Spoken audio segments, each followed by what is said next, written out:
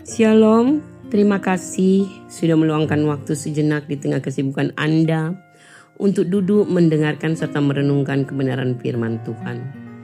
Kami berdoa agar waktu ini menjadi waktu yang menyegarkan bagi jiwa Anda.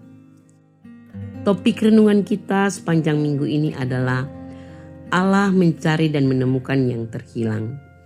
Bagian firman Tuhan yang menjadi fokus perenungan kita adalah 1 Timotius 1 ayat 15, terjemahan baru kedua yang berbunyi demikian. Perkataan ini benar dan patut diterima sepenuhnya. Kristus Yesus datang ke dunia untuk menyelamatkan orang berdosa, dan di antara mereka, akulah yang paling utama. Jemaat yang terkasih di dalam Tuhan, bayangkan jika kita sedang mencari sebuah barang yang sangat langka dan berharga untuk melengkapi koleksi kesayangan kita. Kita mungkin akan mencarinya dengan sangat teliti, memperhatikan setiap detail, dan tidak akan berhenti sampai barang itu ada di tangan kita. Rasa senang saat menemukannya tentu tak ternilai harganya. Namun, sadarkah kita bahwa Tuhan melakukan hal yang jauh lebih besar dari itu? Fokus pencariannya bukanlah pada benda mati, melainkan pada nyawa kita. Seringkali kita merasa hilang, entah karena beban hidup yang berat, kesalahan masa lalu, atau rasa hampa di tengah ramainya kota Makassar tempat kita berpijak. Kabar baiknya adalah Tuhan sedang aktif mencari kita. Ayat ini merupakan kesaksian pribadi dari Rasul Paulus. Ia menyebut dirinya sebagai orang berdosa yang paling utama. Mengapa?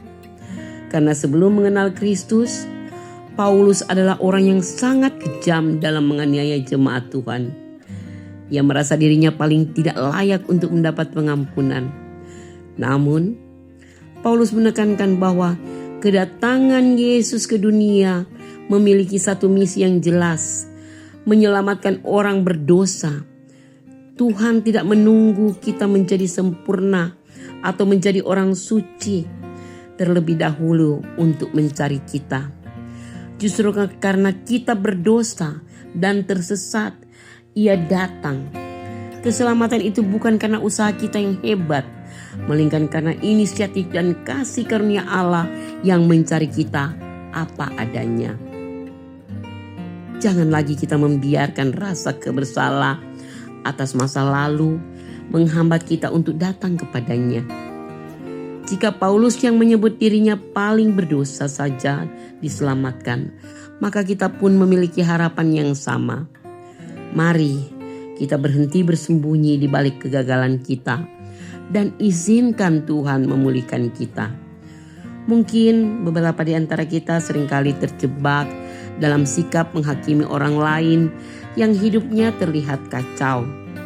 Mari kita ubah cara pandang kita. Ingatlah bahwa setiap orang yang kita temui adalah jiwa yang berharga di mata Tuhan. Jadilah perpanjangan tangan Tuhan untuk merangkul dan membuat mereka mengenal kasih Kristus tanpa membedakan latar belakang mereka. Mari kita merenungkan sejenak. Apakah saat ini kita masih sering merasa tidak layak di hadapan Tuhan karena dosa atau kegagalan masa lalu kita? Siapakah di sekitar kita yang sedang merasa terhilang atau kesepian yang bisa kita kuatkan hari ini? Mari kita berdoa. Bapa di surga, kami mengucap syukur karena Engkau adalah Allah yang penuh kasih dan pengampunan. Terima kasih karena Engkau tidak membiarkan kami tersesat dalam kegelapan dosa, melainkan datang mencari dan menyelamatkan kami melalui Kristus Yesus. Ampuni kami jika kami seringkali merasa benar dan merendahkan sesama kami. Lembutkanlah hati kami agar kami selalu mau dibentuk oleh-Mu.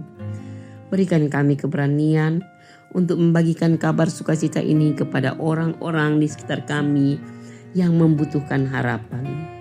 Dalam nama Tuhan Yesus kami berdoa. Amin. Kiranya renungan hari ini boleh menuntun langkah kita sepanjang hari ini. Selamat beraktivitas dan sampai jumpa lagi dalam renungan kita bersama esok hari. Tuhan Yesus memberkati.